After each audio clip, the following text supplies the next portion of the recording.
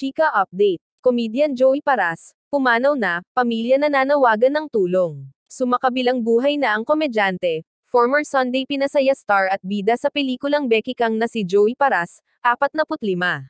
Ibinalita ito ng kanyang pamangkin na si Chara Shine Sin Chan Fabian sa Facebook account nito ngayong linggo, October 29, 2023. Lahad sa post ng pamangkin ni Joey, "To all of our family and friends, we are saddened to announce that our Tito Joey Paras passed away and joined our Creator this afternoon, October 29, 2023 at 5:40 p.m. Unfortunately, his heart wasn't able to recover anymore." Nanawagan din ng tulong ang kanyang pamangkin dahil nang i-post nito ang malungkot na balita ay nasa morgue pa ang mga labi ni Joey. Ayon sa pamangkin, "We need to settle his hospital bills for us to take him home. Our family is knocking at your kind and generous heart to help us raise a fund to cover his hospital bills."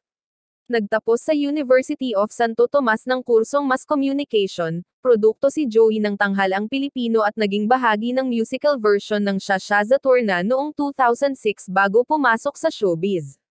Nagwagi siya ng Best Supporting Actor sa New Breed category ng 2013 Cine Malaya Independent Film Festival. Nakasama rin siya sa cast ng Last Supper No. 3 na pinagbidahan ni J.M. De Guzman, at sa Buakaw at Dance of the Steel Bars.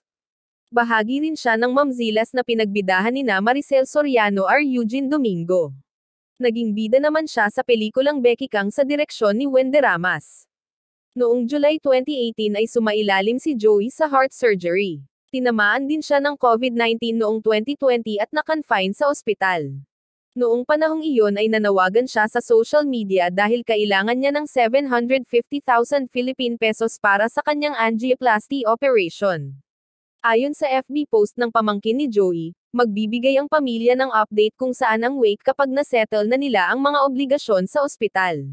Ikaw, ano ang masasabi mo? Kung bago ka pa lang sa Chika ko, please huwag kalimutan mag-like, mag-subscribe at i-click ang notification bell upang lagi kang update sa Chika ko.